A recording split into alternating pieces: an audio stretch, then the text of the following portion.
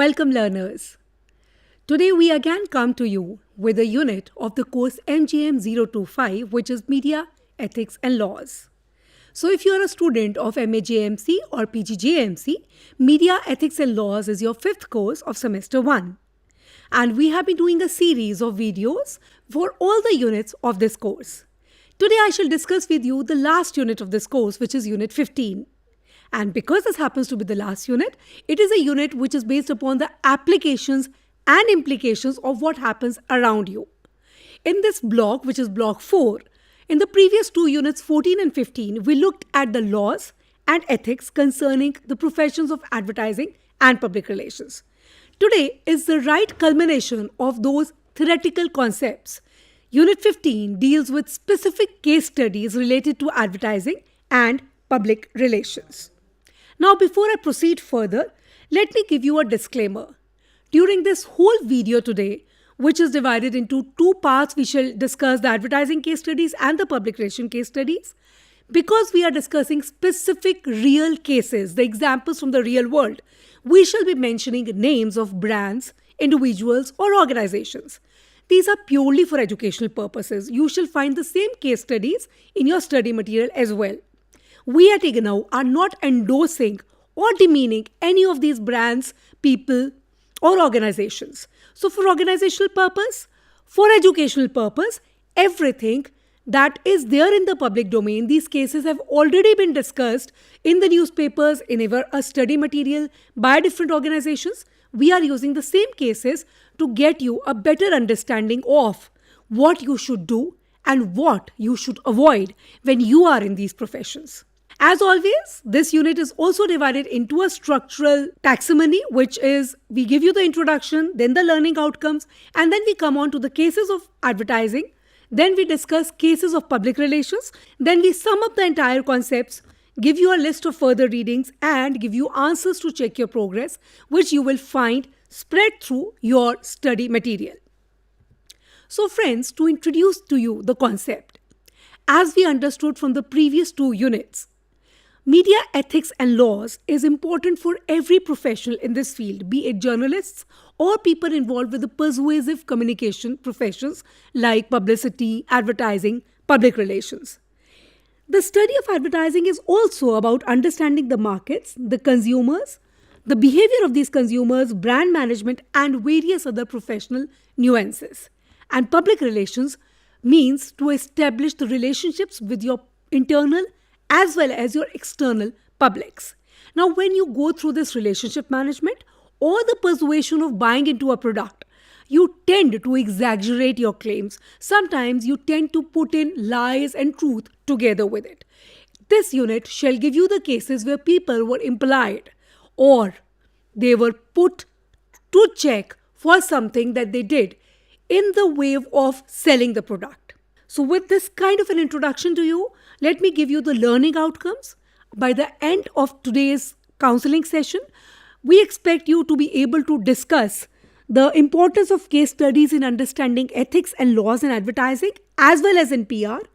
We also expect that you would be able to discuss the strategies that are employed by respective organizations in their persuasive strategies and communication, and also to be able to discuss the lessons that you learn from these specific cases. Now, without much ado, let us come to the case studies in advertising. Case studies are actually very important because they include an honest appraisal of a situation. What happened? What was reprimanded? What could have been avoided? What should have been done? The case studies also include the strategies that involved the tackling of a particular crisis. When something happened, therefore it becomes a case. There was a crisis. How was it tackled? A case study provides a roadmap for future to not only the concerned institutions, but also to the onlookers and the general public. So let me begin with these case studies. I have put 5 case studies from your course material and 5 more from the extra kind of readings that you should be doing. I have divided these case studies into 4 broad parts. I'll give you an overview of the case, the key points, why this case became something that we need to study, and then I'll give you certain pointers for discussion. Friends, I presume that you have gone through the previous units in this block, so you have enough knowledge now to be able to discuss and evaluate this case.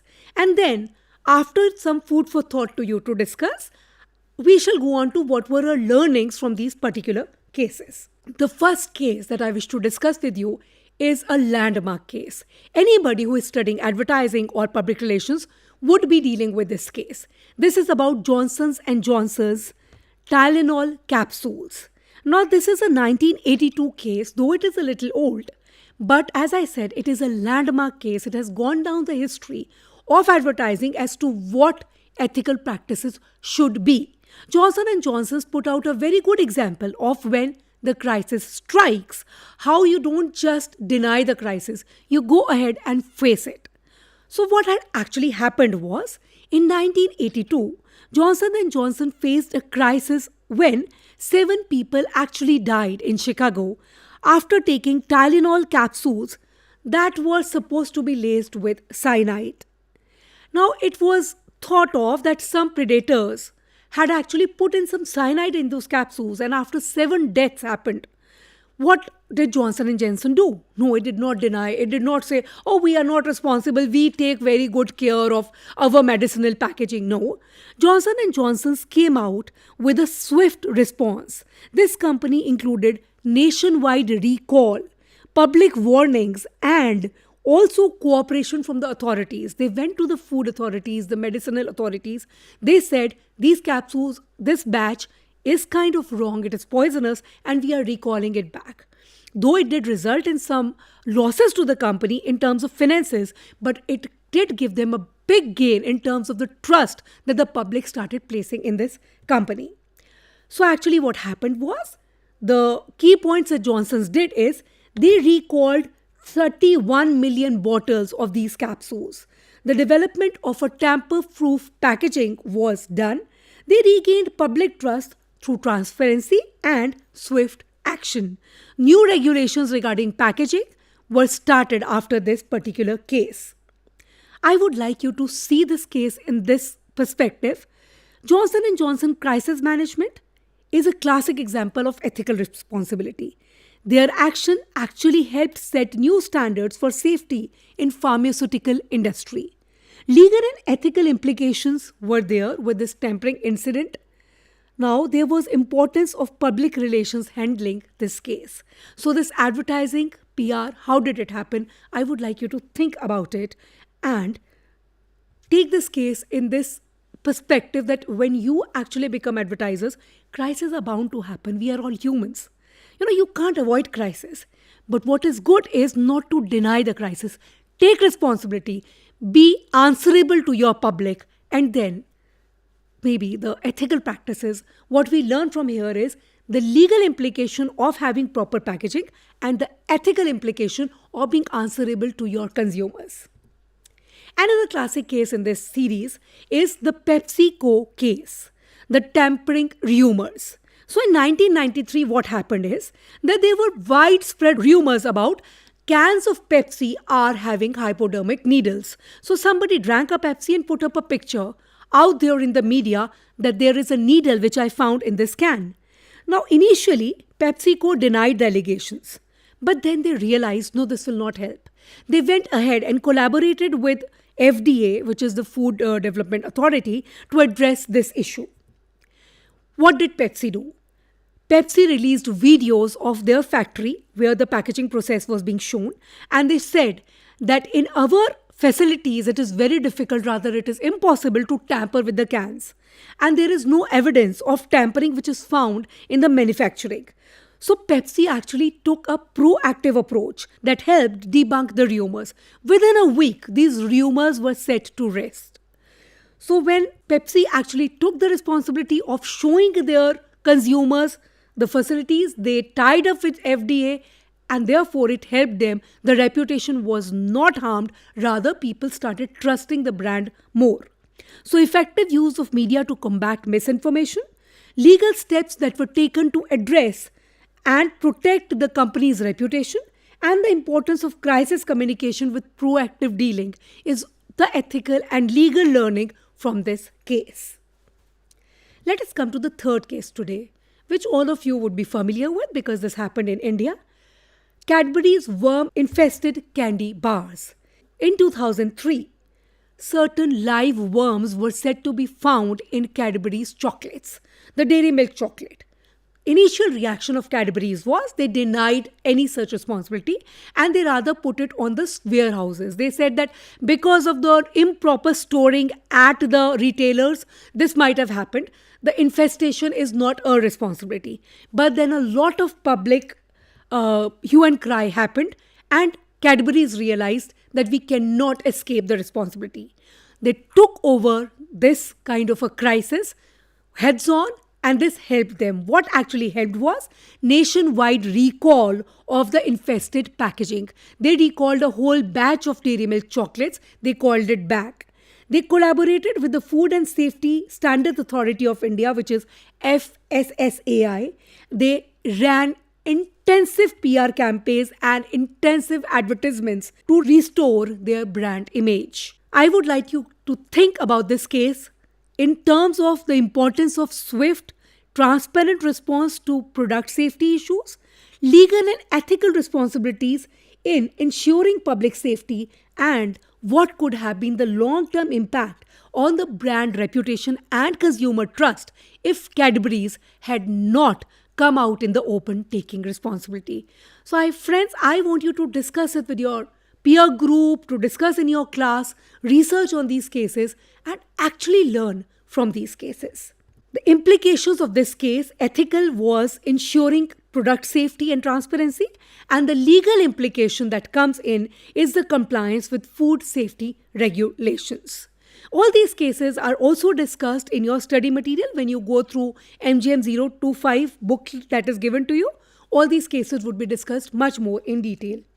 Another very important case in the history of advertising is the Toyota's recall fiasco. From 2009 to 10, Toyota, which is a famous car brand, faced a major recall crisis due to the unintended acceleration in some of its vehicles. So there were reports that some of Toyota's vehicles have an unintended acceleration.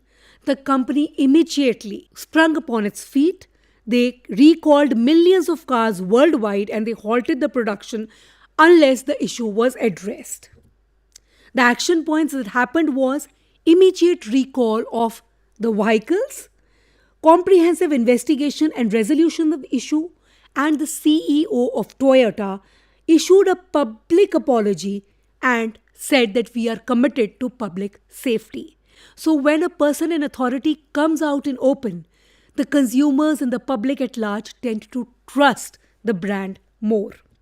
Learnings from this case are the role of effective communication in managing even large-scale recalls, legal implications and regulatory scrutiny that was faced by Toyota, and ethical responsibility towards consumer safety and product quality.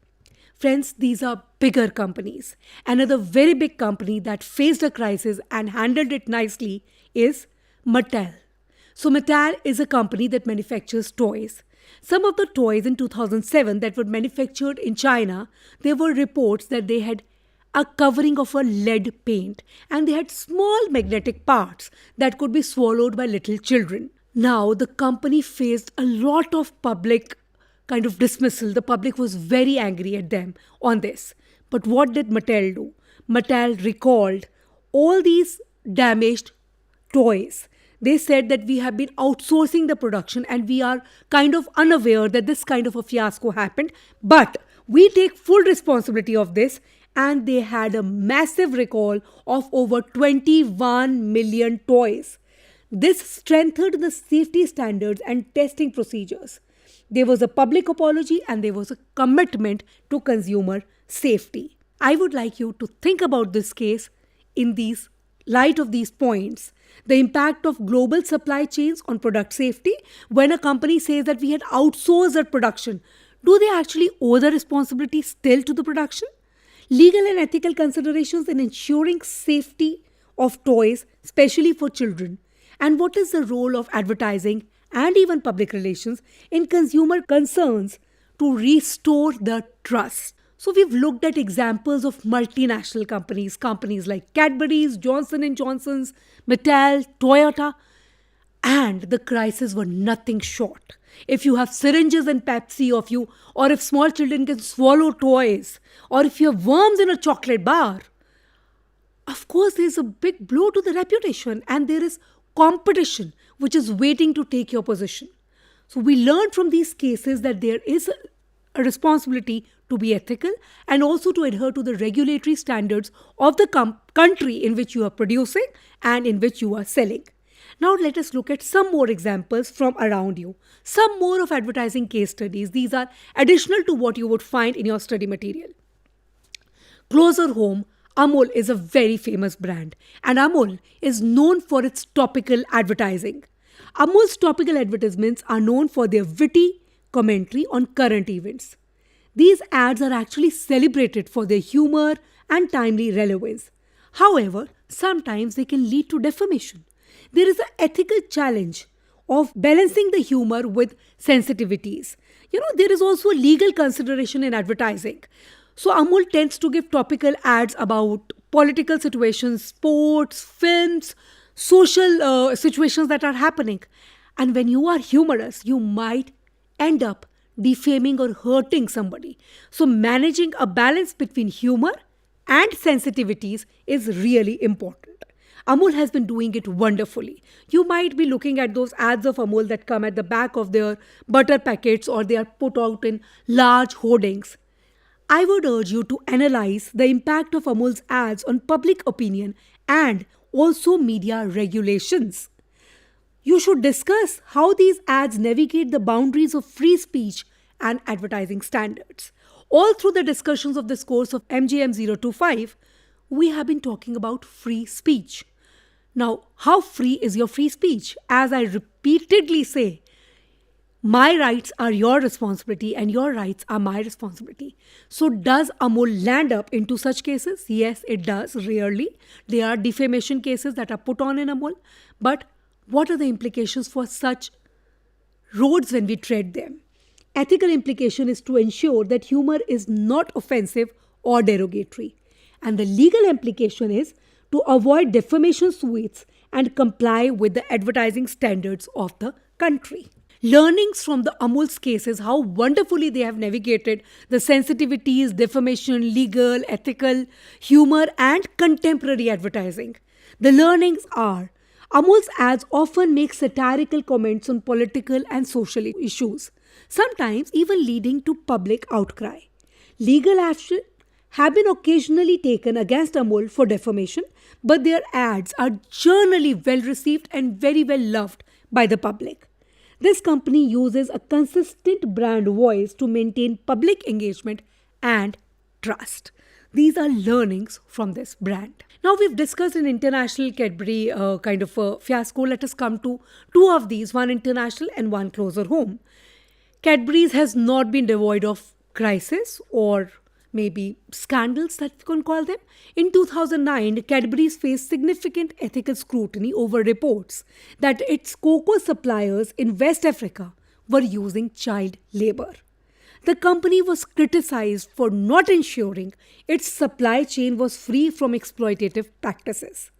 Now, Cadbury's and the issue of child labor and cocoa protection in 2009 is a case study in advertising which you would read across books. There was a public outcry and media attention on the use of child labor in the cocoa industry. Cadbury's response included commitments to source certified cocoa and to improve supply chain transparency. It partnered with NGOs and other stakeholders to address the issue of child labor. What we learn from this case study is the importance of ethical sourcing and supply chain management, legal implications of child labor in global supply chain, and the role of CSR, which is corporate social responsibility, in maintaining brand integrity and consumer trust. Another issue that Cadbury's faced was in 2013. A Cadbury's dairy milk advertisement in India faced a backlash for allegedly promoting superstition. This ad actually depicted a girl getting good luck from a chocolate before her exams. Now, some viewers objected to it, saying that this interpreted irrational and superstitious beliefs related to luck. The key points of consideration here are ethical considerations in advertising content and messaging, and legal frameworks governing advertising standards and consumer protection. Balancing creativity with social responsibility is something that this case brought our attention to. Public criticism and complaints were made to ESCI, which is Advertising Standard Council of India. Cadbury's defense was that this ad was meant to be light-hearted and not to promote superstition. This ad was eventually pulled off the air following the backlash and following the instructions from Advertising Standard Council of India. The learnings from this case are: regulatory compliance. You must ensure that advertising campaigns comply with local laws and standards to avoid legal issues and to maintain public trust. Ethically, you should strive to create advertisements that are not only effective but also ethical and socially responsible. There is a huge value to transparency and accountability. This case highlights the importance of ethical considerations in both crisis management and advertising practices for a company even as large as Cadbury's. Another example is of Fair and Lovely skin lightening creams. Fair and Lovely advertisements have long been criticized for promoting skin whitening and reinforcing beauty stereotypes. This has raised significant ethical and societal concerns. The impact of skin lightening advertisements on societal norms and self-esteem has been researched and criticized by celebrities. There are regulatory scrutinies. I would like you to explore the steps that Fair and Lovely actually took. This brand faced backlash, and there were regulatory bodies which asked it to take back the concept of fairness, which is very stereotypical. Fair and Lovely rebranded itself to Glow and Lovely, therefore saying that we are not promoting lightening, we are promoting glow. So friends, what we learn from this? There is an ethical implication to promoting positive and inclusive beauty standards, and there is a legal implication to avoid misleading advertising claims. Another example is of Kalyan Jewellers. Kalyan Jeweller was criticized for its misleading advertisement. They faced a backlash. There was an advertisement that featured Amitabh Bachchan and his daughter Shweta Bachchan. And there were ethical considerations that were said that this ad promotes bank employees in a derogatory light. Here, ESCI came in and ESCI asked that this advertisement should be taken off air. I want you to analyze the implications of ethical advertising practices and compliance with advertising codes. You must discuss the consequences that were faced by Kalyan Jewellers, including the legal actions and the impact on its brand reputation. After the intervention of ESCI, this ad was withdrawn, and Kalyan Jewellers reviewed their ad to ensure that it is not demeaning to any particular profession. What do we learn from this?